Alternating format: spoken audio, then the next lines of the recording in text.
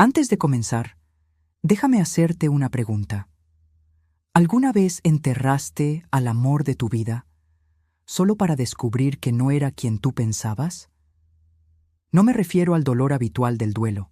Me refiero a ese dolor que no deja flores sobre la tumba, sino una herida abierta, una verdad escondida por décadas, que rompe el suelo bajo tus pies y te deja ahí, parada frente a todos, tratando de parecer entera, mientras tu mundo, en silencio, se derrumba.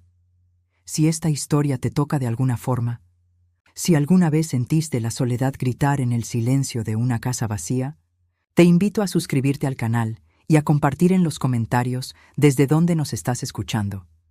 Tal vez nuestras historias se parezcan más de lo que imaginamos.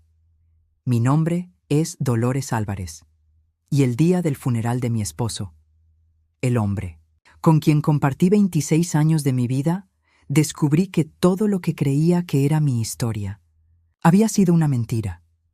Esa mañana amaneció gris. El cielo sobre Guadalajara estaba tan pesado como mi pecho, pero el verdadero frío venía de dentro, una ausencia que ninguna cobija podía calentar.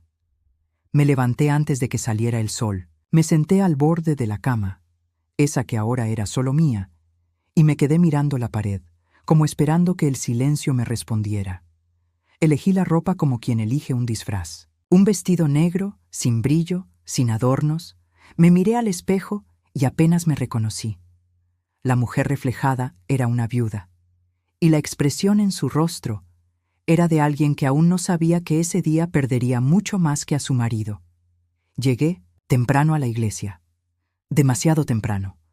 Las bancas seguían vacías y el olor a madera vieja y a incienso llenaba el aire. Me senté en la penúltima fila, con una bolsita apretada entre las manos. La sostenía tan fuerte que los nudillos se me pusieron blancos.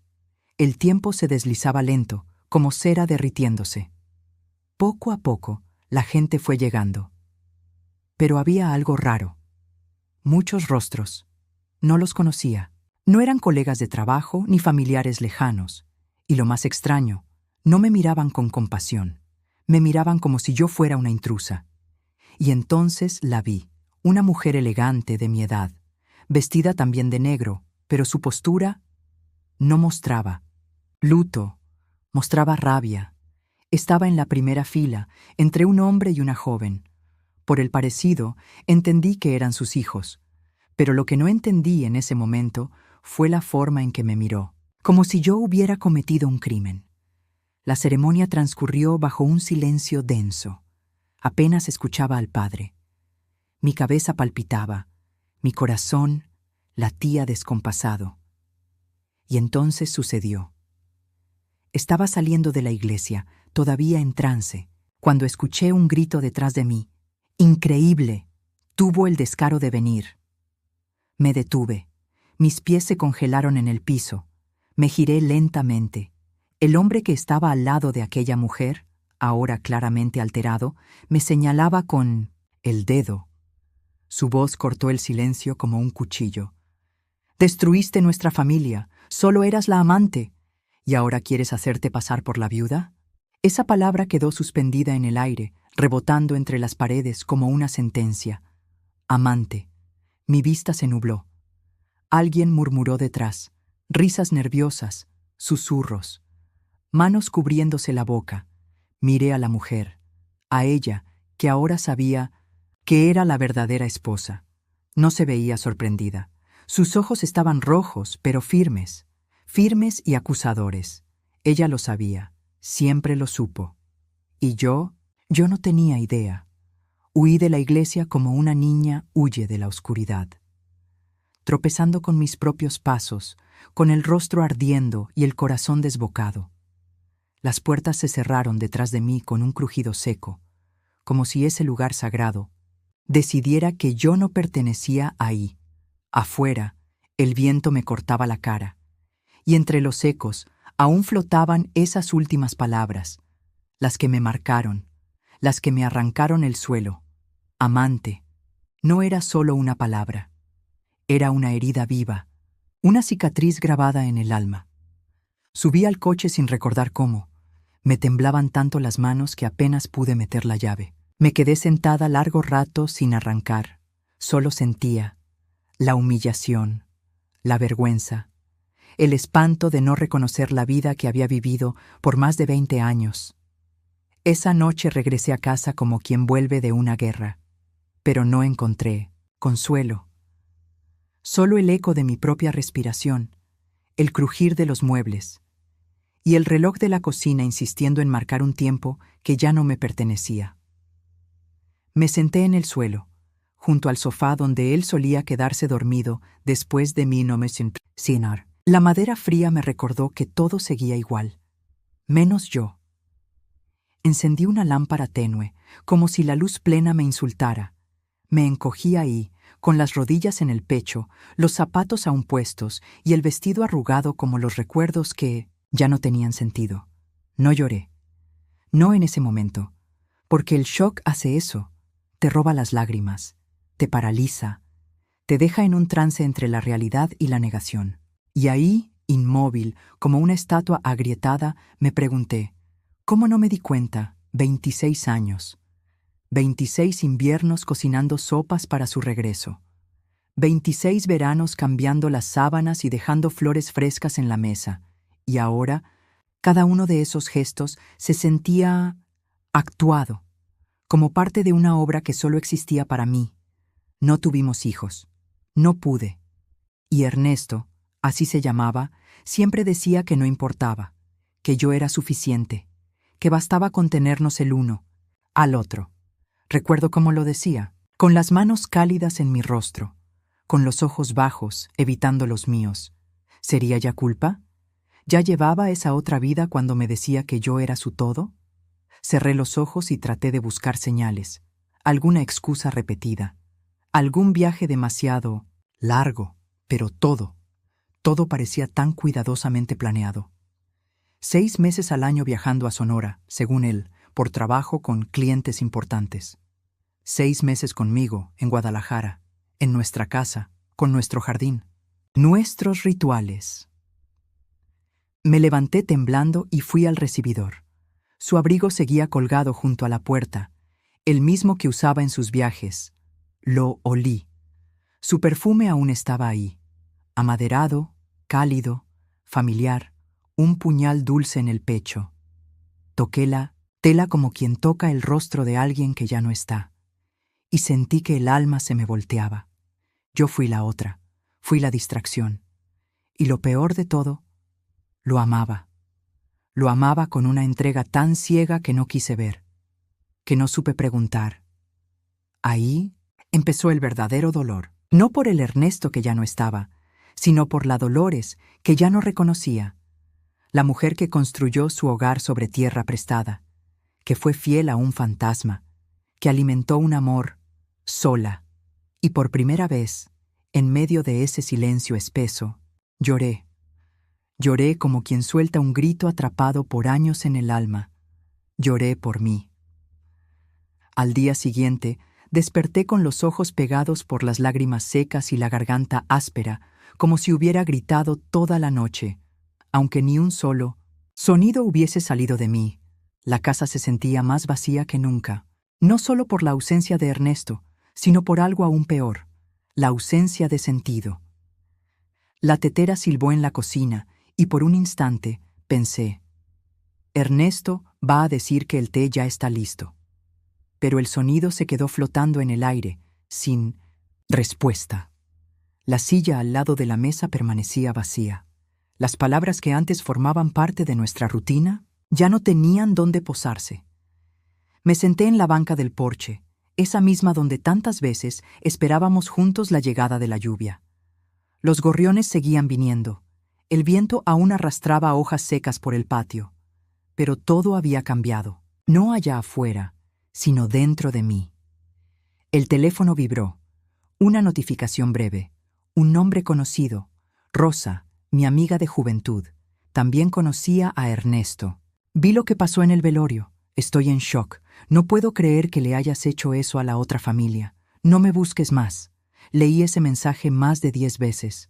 Cada palabra se clavaba más profundo. Le hiciste eso. Pero yo no lo hice. Yo no sabía, y nadie, absolutamente nadie, quiso escuchar esa parte. Abrí el correo electrónico, y lo que encontré fue aún peor. Asuntos como vergüenza, ladrona, mentirosa, brillaban en la pantalla con violencia. Mensajes, anónimos, ofensivos, venenosos, gente que nunca me había visto en persona.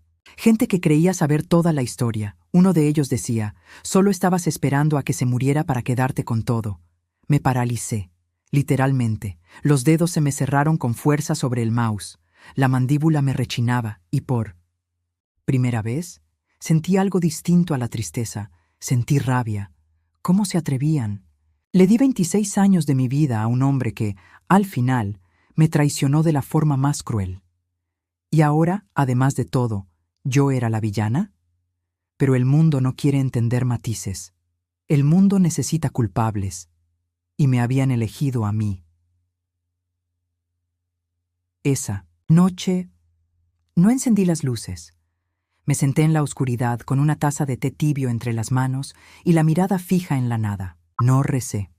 No pensé en dormir. Solo estuve ahí, tratando de imaginar cómo se reconstruye algo. Con tantos pedazos rotos. En algún momento de la madrugada me levanté.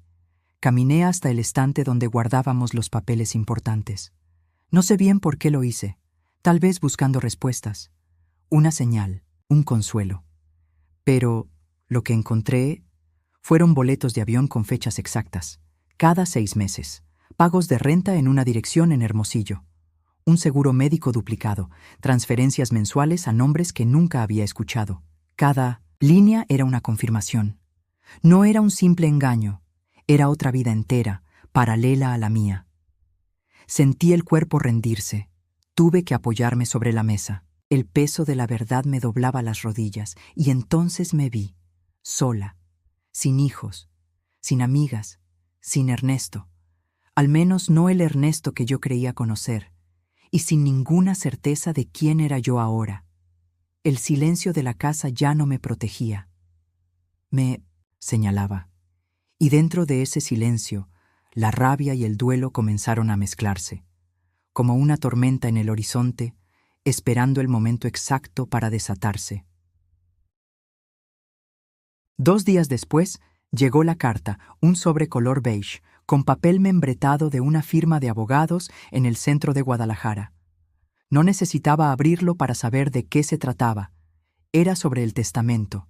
Sentí un escalofrío en el estómago. Las puntas de mis dedos comenzaron a hormiguear. Una parte de mí quería ignorarlo, empujar la realidad con las rodillas y volver a esconderme bajo las cobijas. Pero la otra parte, la que ya estaba curtida por dentro, sabía que había llegado el momento de enfrentar otra verdad. El día de la lectura del testamento amaneció con un cielo tan azul, tan absurdo, que parecía burlarse de mi dolor. Las calles estaban llenas de vida. Niños rumbo a la escuela, vendedores abriendo sus puestos, gente riendo, como si nada hubiera pasado, como si mi mundo no estuviera en ruinas. La oficina del abogado era antigua, paredes altas, olor a papeles, viejos y café recalentado. El elevador tintineó con un sonido metálico, y cuando se abrieron las puertas, me encontré frente a un pasillo estrecho donde el silencio pesaba. Entré a la sala despacio, como quien pisa territorio enemigo. Elena, ahora ya sabía su nombre, estaba allí, sentada, con los brazos cruzados, flanqueada por sus 2 hijos, los mismos que me habían humillado en la iglesia. No me dirigieron la mirada, pero el aire estaba denso, como si una chispa pudiera incendiar todo. Me senté en una esquina, abrazando mi bolso como si pudiera protegerme de lo que venía. Mi respiración era corta. El corazón me golpeaba el pecho como si intentara escapar antes. Que yo, el abogado, un hombre de cabello gris, mirada hundida y expresión neutra, carraspeó y comenzó. Su voz era seca, directa. Cada palabra caía como un martillazo. Ernesto Sandoval deja a la señora Elena Sandoval la propiedad en Hermosillo. A sus hijos Mariana y Daniel, un fondo de fideicomiso individual con montos previamente establecidos. Elena mantenía el mentón en alto. Sus hijos, la rigidez de quien espera una obviedad confirmada, y entonces llegó. El resto del patrimonio, incluyendo el inmueble en Guadalajara, las cuentas de inversión, el fondo de retiro y los ahorros personales, será transferido en su totalidad a la señora Dolores Álvarez. El silencio que siguió fue brutal. No respiré. Nadie respiró hasta que se escuchó el sonido seco de una silla arrastrándose con violencia. Daniel se puso de pie, la cara enrojecida, las venas del cuello marcadas. «Esto es un insulto», gritó. Ella lo sabía. Esta mujer sabía todo desde el principio. «Manipuló a mi papá», disparó Mariana con los ojos encendidos. «Esto era lo que quería.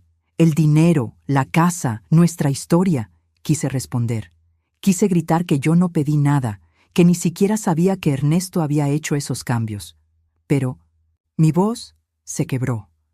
Elena, que hasta ese momento no había dicho una palabra, finalmente levantó la mirada hacia mí. Sus ojos no tenían rabia, tampoco compasión. Tenían algo mucho peor, vacío. «Él te eligió», dijo. Así, sin más, sin subir la voz, sin una lágrima, y eso dolió más que cualquier grito. Me puse de pie con las piernas temblorosas. El rostro me ardía como si me lo hubieran marcado al rojo vivo. «No lo sabía», murmuré. Pero ni yo misma creí en ese tono bajo y vacilante. Salí de la sala como una delincuente, con los ojos de su familia clavados en mí como cuchillos, y por primera vez entendí algo con total claridad.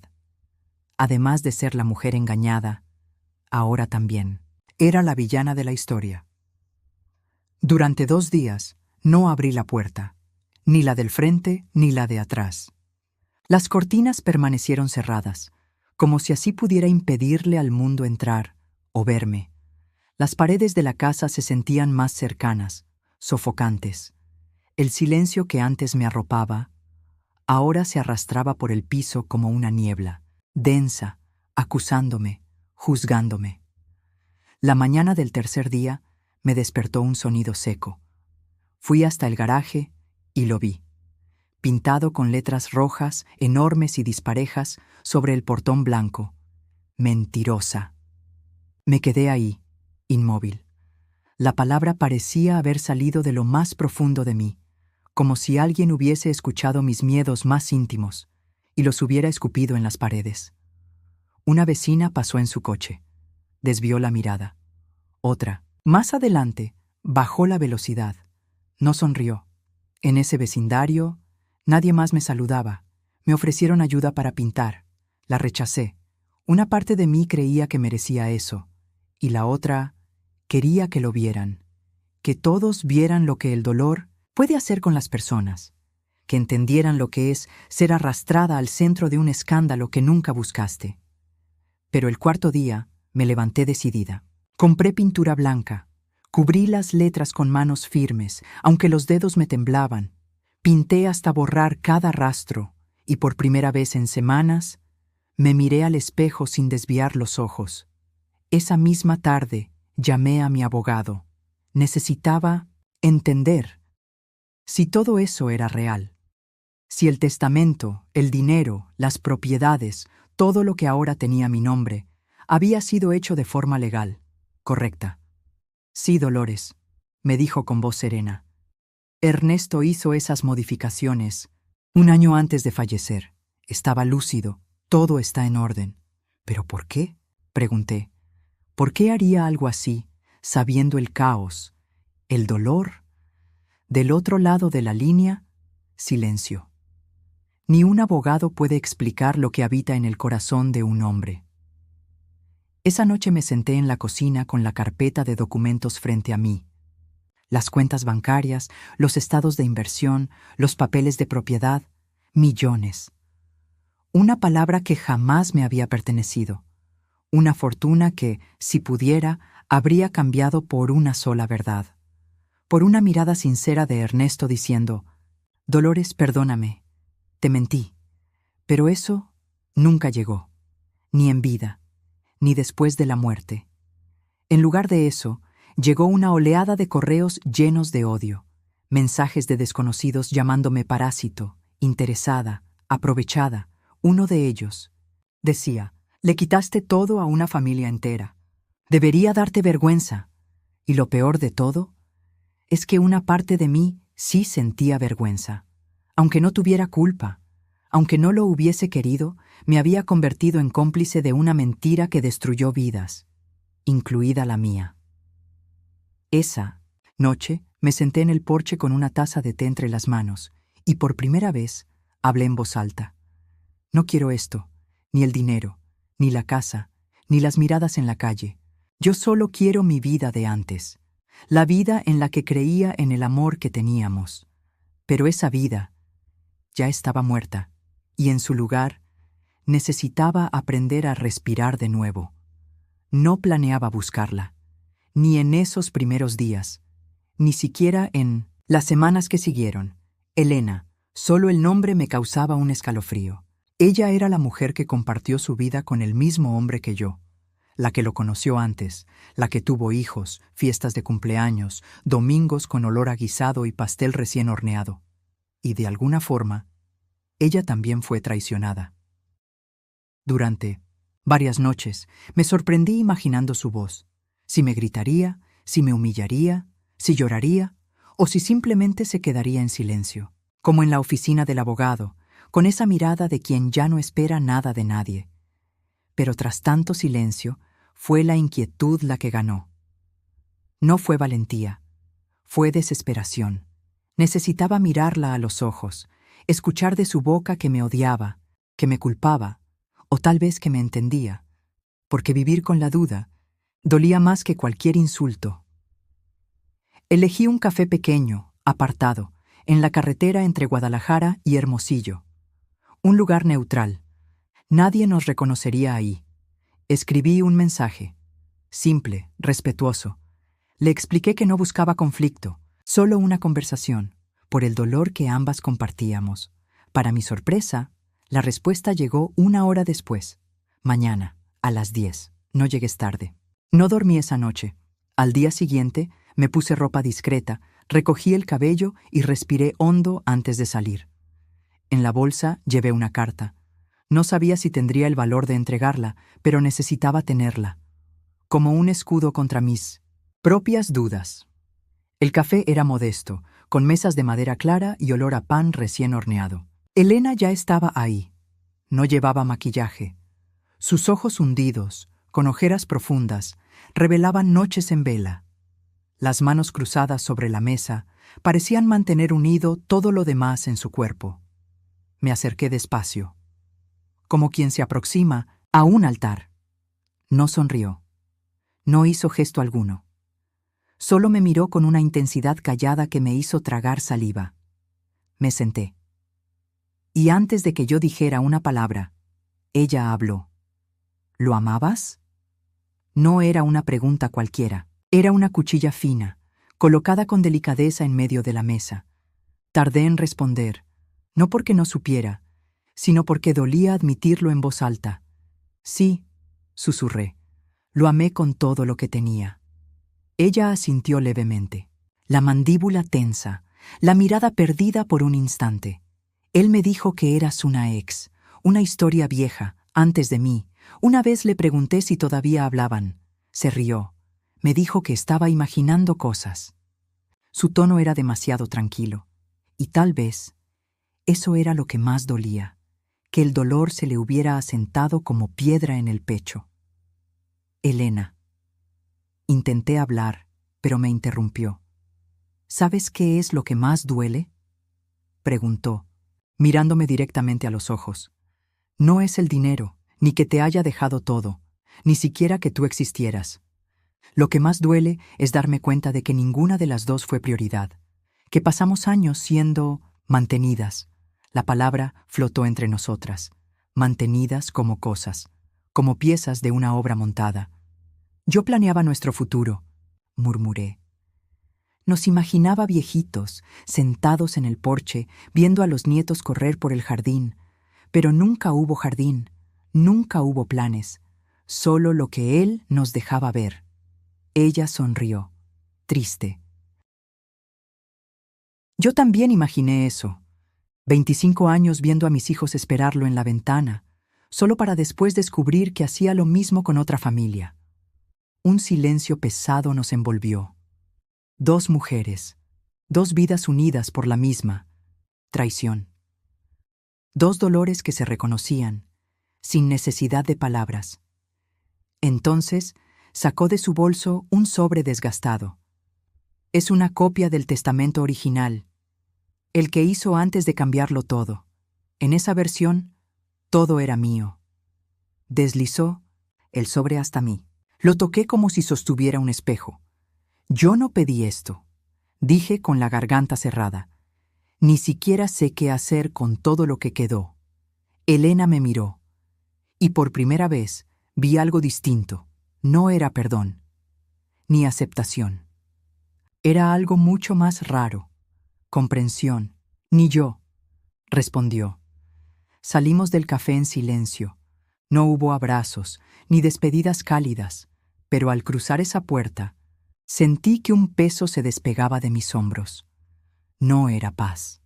Aún no, pero sí el primer suspiro de algo que, algún día, tal vez, se parezca a eso. En los días que siguieron a aquella conversación, algo dentro de mí empezó a cambiar. Seguir. Durmiendo era difícil. Seguir abriendo las ventanas, también. Pero por primera vez, el silencio ya no era mi enemigo. Se volvía un espacio, un terreno fértil donde tal vez algo nuevo pudiera brotar. Volví a preparar mi té por las mañanas. Ponía música suave, leía los viejos billetes que solíamos intercambiar, y aún entre las mentiras encontraba a esa mujer que había amado con honestidad. Esa mujer todavía vivía en mí, aunque el amor hubiera sido una ilusión. Pero la paz duró poco. La semana siguiente encontré otro sobre, esta vez pegado con cinta en el portón, sin sello, sin remitente. Adentro, una foto mía, parada frente a la acera de la oficina de correos, y una frase escrita con marcador rojo, letras bruscas y agresivas. ¿Cómo va el dinero sucio, Maggie? Ese apodo, usado con desprecio, desgarró algo dentro de mí. La imagen, el tono, la intención. Caí de rodillas allí mismo, en el jardín, con la hierba húmeda pegándose al dobladillo de mi vestido. No lloré, vomité, del miedo, de los nervios, de la rabia. La persecución había vuelto, y esta vez no era virtual. Llamé a mi abogado. Intentó calmarme. No tienen base legal para atacarte. Todo está documentado. Ernesto estaba en pleno uso de razón. Pero lo que no me dejaba dormir no eran los papeles. Era lo que estaban tratando de hacer conmigo. Con mi imagen, con mi alma. Empezaron a aparecer nuevas publicaciones en redes sociales. Capturas del juicio, pantallazos con acusaciones distorsionadas. Frases como: ella manipuló a un hombre enfermo, alejó a propósito a Ernesto de sus hijos, se aprovechó de su debilidad. Detrás de todo estaba la hija de Elena. Era ella quien alimentaba al público con versiones falsas. Y el público devoraba todo. Recibí mensajes anónimos diciendo que debía devolver hasta el último centavo. Otros decían que debía irme de la ciudad. Uno en particular decía: tú deberías haber muerto en su lugar. Y yo, una mujer de 56 años que nunca quiso otra cosa que una vida sencilla y un amor tranquilo, ahora era retratada como una viuda interesada, una usurpadora, una sombra. Durante 3 noches seguidas no pude dormir, ni el té, ni los calmantes. Solo me quedaba sentada en la mesa de la cocina con una vela encendida, mirando al vacío, como si esperara que el dolor tomara forma física y pudiera expulsarlo de mi casa. En la 4ª madrugada marqué a mi abogado y le dije: quiero terminar con esto, hacer un acuerdo, dividir. Él intentó convencerme de que no hacía falta, que legalmente no me obligaba a nadie, pero yo estaba agotada. No es por ellos, es por mí, Yo quiero vivir, y esto, ahora, no es vida. Llamé a Elena. Respondió al primer tono. No se mostró sorprendida. Ya vi lo que te están haciendo, dijo. Lo siento, de verdad. Nos citamos en el mismo café. Esta vez, ella parecía más ligera. Cansada, sí, pero con menos peso en los hombros. Como alguien que, poco a poco, empezaba a respirar de nuevo. Conversamos más de 1 hora. Hablamos de heridas, de hijos, de ausencias. Lloramos un poco, reímos de nervios, y al final llegamos a un acuerdo. Una parte de la herencia iría a un fondo para los nietos de Elena. Otra parte sería donada a una institución a nombre de Ernesto. Y lo que quedaba sería mío. No por merecerlo, sino por sobrevivirlo. Salimos del café juntas, no como amigas, pero sí como mujeres que habían cruzado un incendio. Y seguían. En pie, esa noche, abrí las ventanas, encendí una vela perfumada y me permití sentir, aunque solo fuera por unos minutos, que tal vez estaba, de verdad, empezando a volver a mí. No le avisé a nadie, ni a mi abogado, ni a los vecinos, ni siquiera a Elena. Esa semana, simplemente comencé a empacar. No fue por impulso, fue porque lo que quedaba de mi antigua vida me pesaba en los hombros como un abrigo mojado. Esa casa, la llamada residencia matrimonial, nunca fue mía, jamás lo fue. Cada azulejo, cada cortina, cada portazo, llevaba el olor de él y de la mentira que me dejó como herencia. Empecé por los armarios, tiré ropa vieja, doné los abrigos. Guardé solo lo necesario, algunas fotos, mis libros, los vasos de mi madre, un collar que me regaló una tía que aún vive. Dejé atrás todo lo que pertenecía a Ernesto. No por odio, sino por liberación. En 3 días, la maleta estaba lista. Vendí la casa rápidamente, quizás demasiado rápido. Pero la sensación no fue de pérdida, fue de alivio. Compré un pequeño chalet 2 ciudades más adelante, en una villa rodeada de árboles y vecinos que no sabían quién era yo. Ahí nadie susurraba cuando pasaba. Nadie me señalaba como la otra. Yo era simplemente Dolores. O, como supe después, Doña Lola. La nueva casa era modesta. Un patio pequeño, pero con un limonero en la esquina. Un techo bajito y ventanas grandes por donde entraba el sol sin pedir permiso. Ahí, las mañanas olían a café fresco y a tierra mojada. Con el tiempo, me fui acostumbrando al canto de los pájaros, al crujir de la madera, al silencio que ahora no me juzgaba, solo me acompañaba. Adopté un perro del tianguis local. Pelaje, dorado, un ojo más claro que el otro, oreja caída. Lo llamé Tomás. Me siguió desde el primer día como si supiera que yo también necesitaba ser cuidada. Poco a poco fui reconstruyendo una rutina. Me levantaba temprano. Hacía pan una vez a la semana. Iba al mercado, a la biblioteca. La bibliotecaria, una señora llamada Mirella, me invitó a participar en las lecturas infantiles de los sábados. Acepté. La primera vez que me senté en la alfombra de la sala infantil, rodeada de niños con ojos atentos, sentí algo distinto, pertenencia. Ahí nadie quería saber mi historia. Nadie preguntaba por Ernesto. Yo era solo una mujer que leía con entusiasmo y que repartía dulces de menta al final. Una mañana, mientras ordenábamos libros, Mirella me dijo: «Los niños la adoran, doña Lola. Dicen que su voz suena como un abrazo». Sonreí. Era lo más bonito que alguien me había dicho en meses. También recibí la visita de Elena. Sí, ella vino, con una bolsa de panes dulces de una panadería que yo ya conocía. Se sentó conmigo en la terraza. Trajo a sus nietas. Tomás les lamió los zapatos. Nos quedamos ahí, hablando de plantas, de películas viejas, del frío que se avecinaba. Ninguna mención de Ernesto, ninguna mención del pasado. La hija de Elena no vino, pero al final de la tarde, las niñas me llamaron tía Lola. No lloré en ese momento, pero cuando me quedé sola, me senté en la cocina con una taza de té caliente y dejé que las lágrimas salieran. No eran de dolor, eran de algo nuevo, de una sensación distinta, una que me decía, suavecito, que tal vez, por fin, estaba empezando de nuevo. Era una mañana clara de otoño.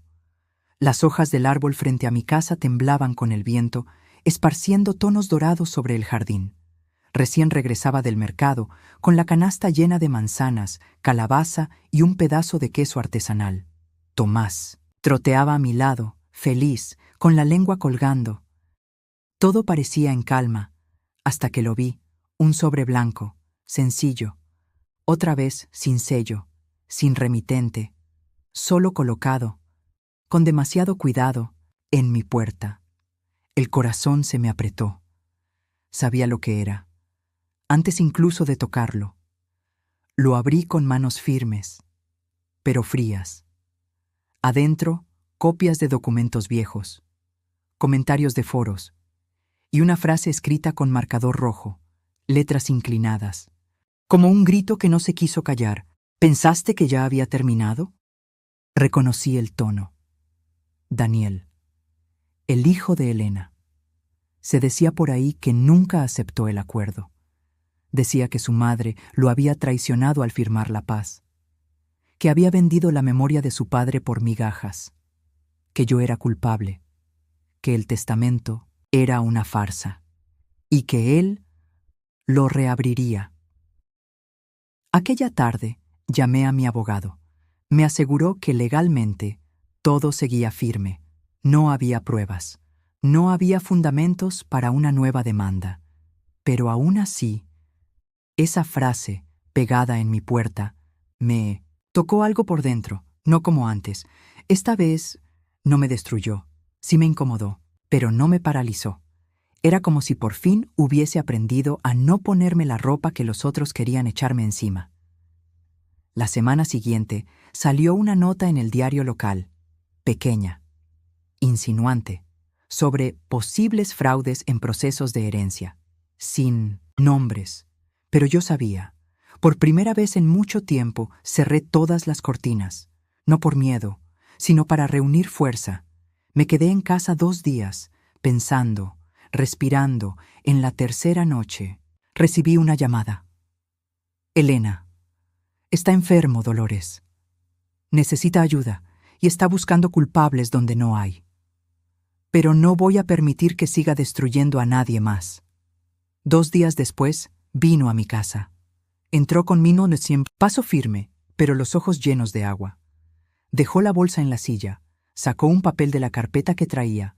Era una declaración, un documento firmado por ella, entregado al Ministerio Público, atestiguando que yo nunca manipulé a Ernesto, que él había cambiado el testamento por voluntad propia, que estaba lúcido, que ella lo sabía.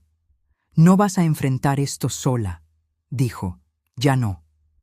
Y entonces, por primera vez, se sentó a mi lado en un tribunal, no como enemiga, no como testigo, sino como alguien que también quería cerrar un ciclo.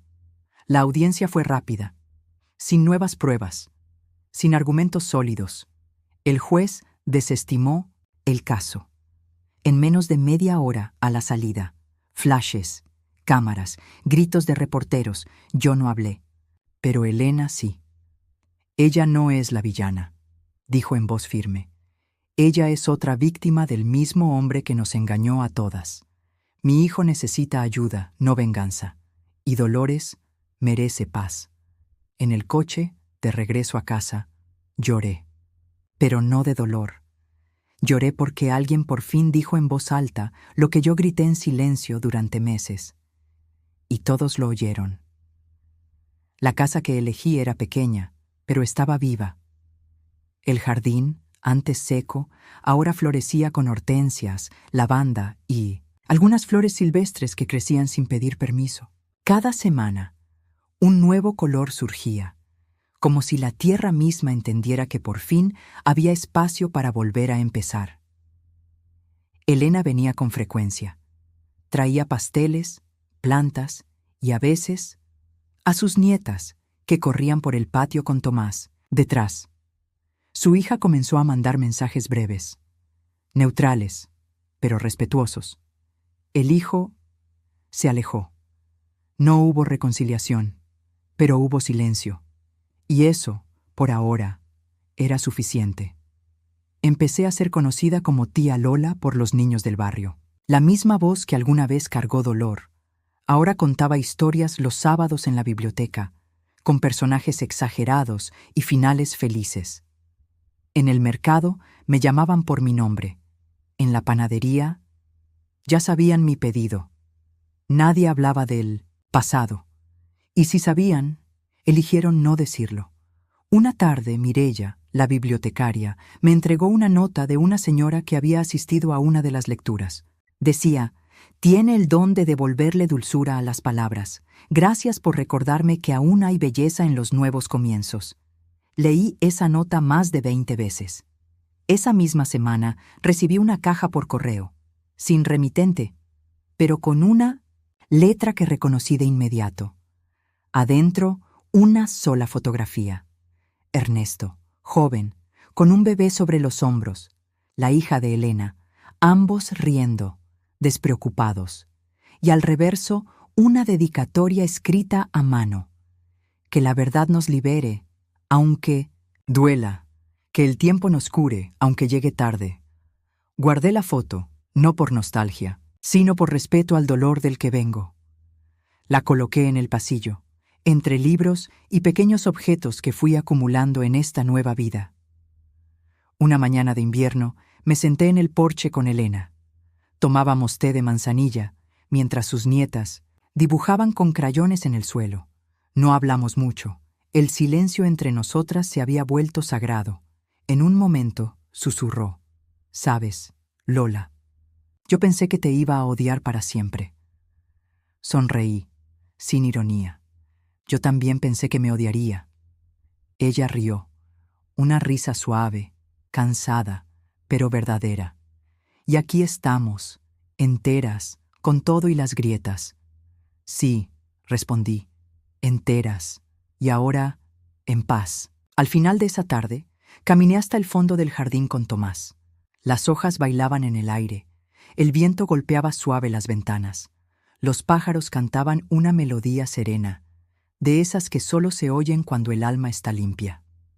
Me detuve, ahí, sola. Cerré los ojos y pensé en la mujer que fui, en la que se arrodilló frente a un portón pintado con insultos, en la que fue llamada ladrona, amante, oportunista, en la que tragó el llanto, apretó los puños, y aún así permaneció.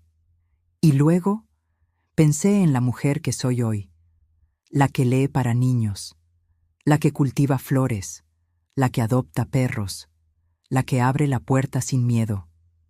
Una mujer que no necesitó escándalos para defenderse, que no devolvió odio con odio, que simplemente sobrevivió. Con dignidad, una mujer que encontró amor, no en un hombre, sino en sí misma, en los gestos pequeños, en la mirada de un niño, en el abrazo silencioso de otra mujer que también supo lo que es sufrir. Y por eso, si llegaste hasta aquí, te digo, tú también puedes. No necesitas probarle nada a nadie. No necesitas ganar gritando. Basta con vivir con verdad, reconstruirte en silencio y dejar que tu paz hable por ti. Porque a veces, sobrevivir con delicadeza es el acto más poderoso que existe. Gracias por escuchar mi historia. Si tocó tu corazón, suscríbete al canal y comparte tu voz en los comentarios. Tu testimonio importa y tu historia merece ser escuchada. Hoy ya no soy la viuda, ni la mujer traicionada, ni la ladrona de una herencia. Hoy soy simplemente Lola, y por primera vez soy libre.